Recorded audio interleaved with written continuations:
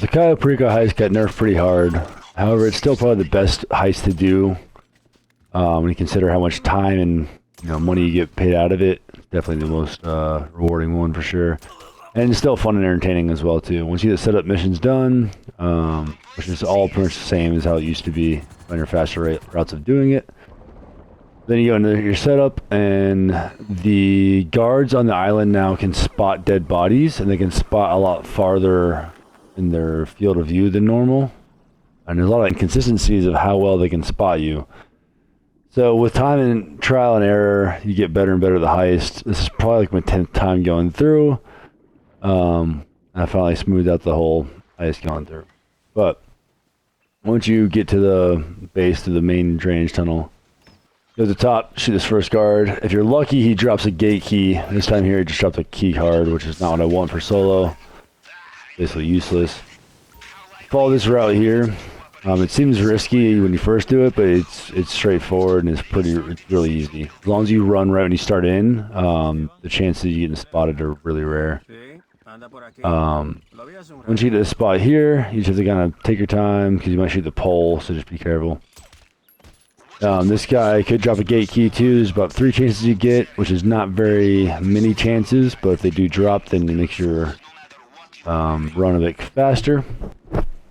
I just started hiding here and back in this guy in the face. It's pretty easier. We go into the room. The key card on the table is not important, so straight to the safe. Get some money. Definitely do this each time. It's always worth your time for sure. It's a thumbprint scanner. I've gotten pretty good at this. Basically, just find the smallest one up top, and then next largest size, next largest size. And you're just going to try to make the shape of a thumb. Later on, you can go through and look at the picture to the right to kind of compare and contrast which ones best match the one next to it. But the first thing you do is just get the shape of a thumb, and each image is going to be bigger and bigger, then towards the middle, it gets smaller and smaller. And with time and practice, it gets easy, hopefully, but it is definitely a tricky puzzle. I just figured it out pretty easily. Occasionally here, I was just looking back and forth to make sure it's the right one, try to get your patterns to match, but got through that fairly quickly. Now down at the bottom, I have probably the worst loot on this one here is the bear bonds. The pink diamond's your highest tier loot. The ruby necklace, and I don't know if it's a second tier, I'm not sure. But then you have your whiskey bottle, but the bear bonds is the worst one. Also your setup mission, it takes longer. So overall, this one just sucks to get. But here we are. We're going to go for this. And hit the text messages, get my passcode, and then we'll unlock the safe here in a minute. And try to remember the low numbers, the high numbers, which way do you go to get done as quickly as you can. Let's see the bear bonds. Because I didn't have the gate key, I'm going to go back up to the top. If you have the gate key, you can bypass, you can basically, I don't know, there's a way to go down back to the basement where you have 1 thumbprint to scan and not 3, and it's faster. Unfortunately, this one didn't work out, so I can't show you guys. There's a painting in this office. I figured I'd grab it. Paintings are worth a pretty good amount of money, and getting your full loot bag is tricky to do in single player, so I figured I'd grab it. And then all your loot is going to be based on what you have down at the main docks, and it's very inconsistent and random what you get. So I think getting a paint in the office is pretty good, and I would definitely grab it if I was you. This is my new route I take, where I just wait for this guy to go across and just sprint to the tunnel. It's been working pretty good. This is actually the first time I did it, but it seemed to work awesomely. And then we're going to climb up this fence here, look for the guards walking up in front of you. You can check the maps to make sure no one's looking at you. This guy to my left can't spot you from this far away. For some reason, his view is really short, or most guards can see from really far away. So once you get this long, lengthy cutscene here, you're on the front of the gate, and then this first guy here, I just melee in the back of the head. Get on the bike, and then you have to go through this grass field to your left, straight ahead.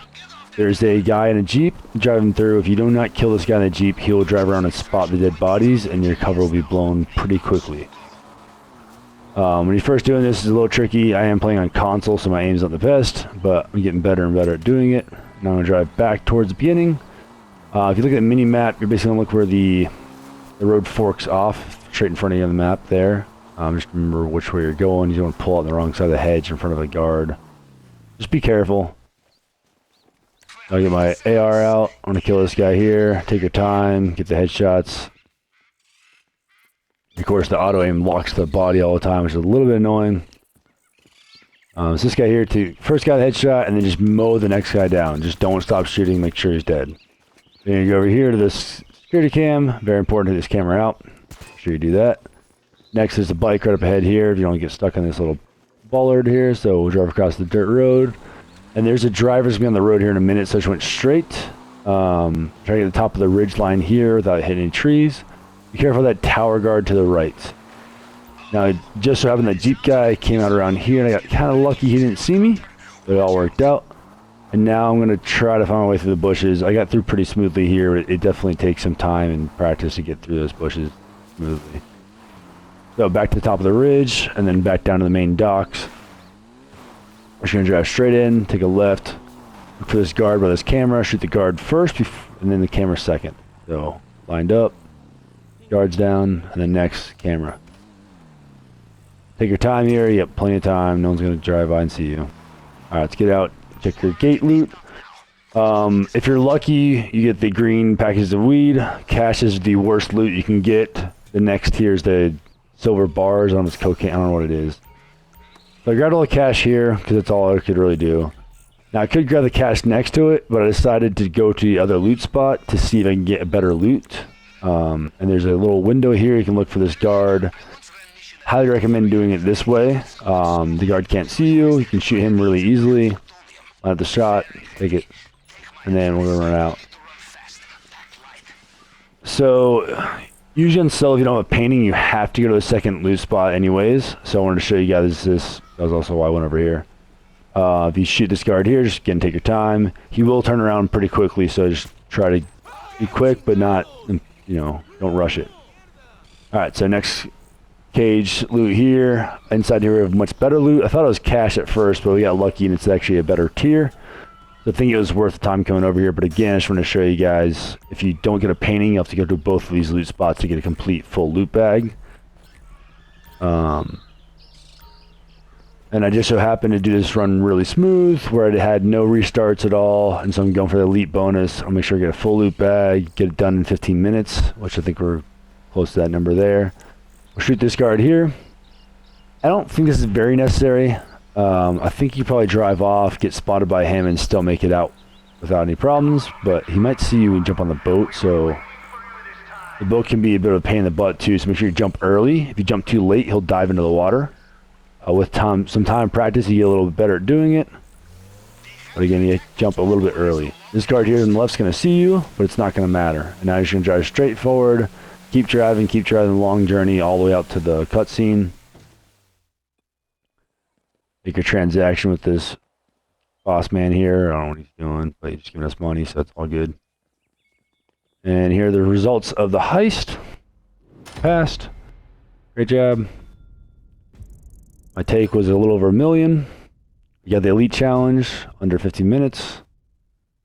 Didn't fail any hacks, got full loot bags, and I ended up getting 1.1 million, which basically covers your cost for your guys. You end up coming out with a little bit just above 1 million, but that extra elite kind of keeps you as penalties that you get from your paddle fee and fencing fee, or the hell that stuff is.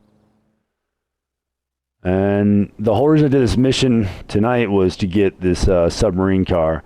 It's probably not the coolest car in the game, but it fits in the submarine, and I wanted to complete my collection, basically. But it's actually cooler than I thought it would be. So, you got it here. It comes stock with machine guns, homing missiles, and non-homing missiles as well, too.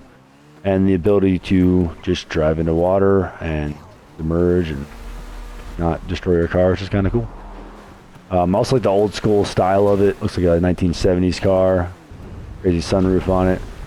Driving through this crazy, I don't know, player that's just shooting missiles. Luckily it didn't hit me. We're all good. Hold right in the D-pad. I didn't read it very well at first, and just submerge your car. And then, yeah, this is why I wanted to get this car, was so I could park it in my submarine. And again, just to kind of complete my collection. And this Cayo Perico Heist has a expensive setup cost. As you do it more and more, you get to buy more gadgets like the Sparrow or certain cars or submarines in front of you here. And then with time, you start getting to be able to afford more and more gadgets or cars or the Osprey Mark II, for example, to make your missions much faster, more efficient. I've been running this mission here, but basically every night I'll start the setup missions and prep and intel missions and run the heist within like an hour roughly, I would imagine, maybe a little bit over. And so within about an hour of game time, you get $1 million, which is definitely the most money you can make in this game per hour. Like, this game is quite the grind. It reminds me of working at a real job where you just do all this work for very little pay. And then eventually you just hope you can buy the cool things you want. So this heist is definitely still top tier. It does cost a lot more to start it up. It's not as good as it used to be. I wish more heists were like this heist and they didn't nerf this one. I wish they just brought really heist up to be more within compliance of this one here and make it more balanced out. But there it is. There's a car. I like the blue and the white stripes, kind of like a GT40. If you guys enjoyed the video, thanks for watching. Take care.